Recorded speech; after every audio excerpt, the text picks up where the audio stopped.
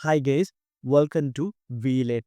കഴിഞ്ഞ ക്ലാസ്സുകളിൽ നമ്മൾ ദേശീയ അടിയന്തരാവസ്ഥയുമായി ബന്ധപ്പെട്ട പ്രധാന നിയമങ്ങളും ആർട്ടിക്കിളുകളും പഠിക്കുകയുണ്ടായി.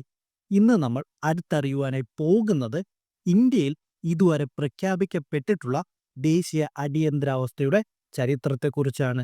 ഈ അടിയന്തരാവസ്ഥകൾ ഏതൊക്കെ സാഹചര്യങ്ങളിലായിരുന്നു, അതിൻ്റെ പ്രത്യാഘാതങ്ങൾ എന്തൊക്കെയായിരുന്നു എന്നുകൂടെ നമുക്ക് അടുത്തറിയാം. ഇന്ത്യയിൽ ഇന്നുവരെ 3 ദേശീയ അടിയന്തരാവസ്ഥകളാണ് പ്രഖ്യാപിക്കപ്പെട്ടിട്ടുള്ളത്. 1962, 1971, 1975 എന്നീ വർഷങ്ങളിലായിട്ട്. ഒന്നാമത്തെ ദേശീയ അടിയന്തരാവസ്ഥ 1962. ഇന്ത്യയിൽ ആദ്യത്തെ ദേശീയ അടിയന്തരാവസ്ഥ 1962 ഒക്ടോബർ മാസം ചൈന ഇന്ത്യയുടെ നോർത്ത് ഈസ്റ്റ് ഫ്രോണ്ടിയർ ഏജൻസി അഥവാ NEFA-യിൽ, അതായത് നമുക്ക് പറയുകയാണെങ്കിൽ ഇന്നത്തെ അരുണാചൽ പ്രദേശ് ഭാഗത്ത് ആക്രമണം നടത്തിയതിനെ തുടർന്നായിരുന്നു. ഈ അടിയന്തരാവസ്ഥ 1968 ജനുവരി വരെ നിലനിന്നിരുന്നു. അതുകൊണ്ട് തന്നെ 1965 പാകിസ്ഥാനെതിരെയുള്ള യുദ്ധം നടന്ന സമയത്ത് ഒരു ദേശീയ അടിയന്തരാവസ്ഥ പ്രഖ്യാപിക്കേണ്ടത് ആവശ്യമായി വന്നില്ല. രണ്ടാമത്തെ ദേശീയ അടിയന്തരാവസ്ഥ 1971 ഡിസംബർ മാസം പാകിസ്ഥാനെ ആക്രമണത്തെ തുടർന്ന് പ്രഖ്യാപിക്കുകയുണ്ടായി. ഈ അടിയന്തരാവസ്ഥ നിലവിലിരിക്കുമ്പോൾ തന്നെ മൂന്നാമത്തെ ദേശീയ അടിയന്തരാവസ്ഥ 1975 പ്രഖ്യാപിച്ചു. ഈ രണ്ട് അടിയന്തരാവസ്ഥകളും, രണ്ടാമത്തെയും മൂന്നാമത്തെയും അടിയന്തരാവസ്ഥകൾ 1977 മാർച്ച് മാസം പിൻവലിക്കുകയും ചെയ്തു. മൂന്നാമത്തെ ദേശീയ അടിയന്തരാവസ്ഥ 1975 പ്രഖ്യാപിച്ച മൂന്നാമത്തെ ദേശീയ അടിയന്തരാവസ്ഥ ഇന്ത്യയുടെ ചരിത്രത്തിൽ ഏറ്റവും കൂടുതൽ വിവാദങ്ങൾക്ക് വഴിവെക്കുകയുണ്ടായി. ആദ്യത്തെ രണ്ട് അടിയന്തരാവസ്ഥകളും ബാഹ്യമായ ആക്രമണം അല്ലെങ്കിൽ എക്സ്റ്റേണൽ അഗ്രഷൻ എന്ന പദം ഉപയോഗിച്ചുകൊണ്ടാണ് നടത്തിയതെങ്കിൽ മൂന്നാമത്തെ ദേശീയ അടിയന്തരാവസ്ഥയ്ക്ക് കാരണമായി മാറിയത് ഇന്റേണൽ ഡിസ്റ്റർബൻസസ് അല്ലെങ്കിൽ ആഭ്യന്തര കലഹം എന്നു പറഞ്ഞുകൊണ്ടായിരുന്നു. ഈ സമയത്ത് ചില വ്യക്തികൾ പോലീസിനെയും സൈന്യത്തെയും അവരുടെ കടമകൾ നിർവഹിക്കുന്നതിൽ നിന്നും പിന്തിരിപ്പിക്കുവാൻ പ്രേരിപ്പിക്കുന്നുണ്ടായിരുന്നു എന്ന ആരോപണങ്ങൾ ഉന്നയിക്കുകയുണ്ടായി. ഈ സാഹചര്യം മുതലെടുത്തുകൊണ്ടാണ് ആഭ്യന്തര കലഹത്തിൻ്റെ പേരിൽ അടിയന്തരാവസ്ഥ പ്രഖ്യാപിക്കുന്നത്. എന്നാൽ ഇതിന് ഒരു മറുവാദം കൂടിയുണ്ട്.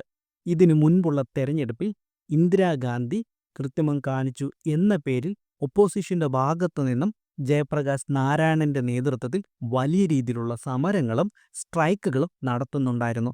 ഇതിനെ അടിച്ചമർത്തുവാനായിട്ടാണ് ദേശീയ അടിയന്തരാവസ്ഥ പ്രഖ്യാപിച്ചതെന്ന് വലിയ രീതിയിൽ ചരിത്രപരമായിട്ടുള്ള ആരോപണങ്ങൾ മറുവശത്തുമുണ്ട്. 1975 ഈ ആഭ്യന്തര അടിയന്തരാവസ്ഥ അധികാരങ്ങളുടെ ദുരുപയോഗമാണെന്നുള്ള വ്യാപകമായ വിമർശനങ്ങൾ ഉയർന്നു വന്നു. അടിയന്തരാവസ്ഥയ്ക്ക് ശേഷം 1977 നടന്ന ലോക്സഭാ തെരഞ്ഞെടുപ്പിൽ ഇന്ദിരാഗാന്ധി നയിച്ച കോൺഗ്രസ് പാർട്ടിക്ക് വലിയ പരാജയം നേരിടുകയും ജനതാ പാർട്ടി അധികാരത്തിലെത്തുകയും ചെയ്തു. അങ്ങനെ 1975 അടിയന്തരാവസ്ഥ പ്രഖ്യാപനത്തെക്കുറിച്ച് പഠിക്കുവാനായി ഷാ കമ്മീഷനെ നിയമിക്കുകയും ചെയ്തു. അടിയന്തരാവസ്ഥയ്ക്ക് കാരണമായ സാഹചര്യങ്ങൾ അന്വേഷിക്കുകയും ഈ കമ്മീഷൻ അടിയന്തരാവസ്ഥ പ്രഖ്യാപിച്ചത് ന്യായീകരിക്കുവാനായി സാധിക്കുകയില്ല എന്നുള്ള റിപ്പോർട്ട് നൽകുകയും ചെയ്തു. ഈ റിപ്പോർട്ടിനെ തുടർന്ന് അടിയന്തരാവസ്ഥ വ്യവസ്ഥകളുടെ ദുരുപയോഗം തടയുന്നതിനായി നിരവധി സുരക്ഷാ സംവിധാനങ്ങൾ ഉൾപ്പെടുത്തിക്കൊണ്ട് 1978 44ാമത് കോൺസ്റ്റിറ്റ്യൂഷൻ അമെൻമെന്റ് അല്ലെങ്കിൽ ഭരണഘടനാ ഭേദഗതി ലോക്സഭ പാസാക്കുകയും ചെയ്തു.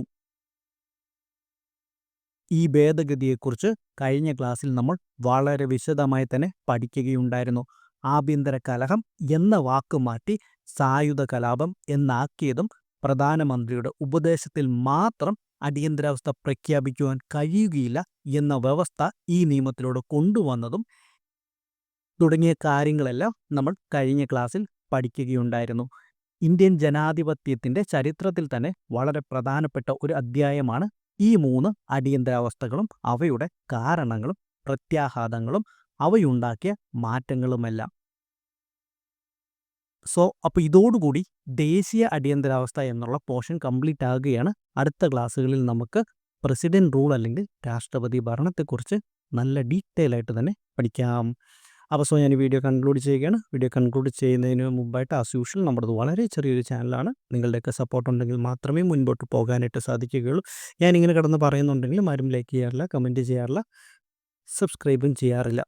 സോ നിങ്ങളുടെ ഇഷ്ടം തന്നെ. ഓക്കേ.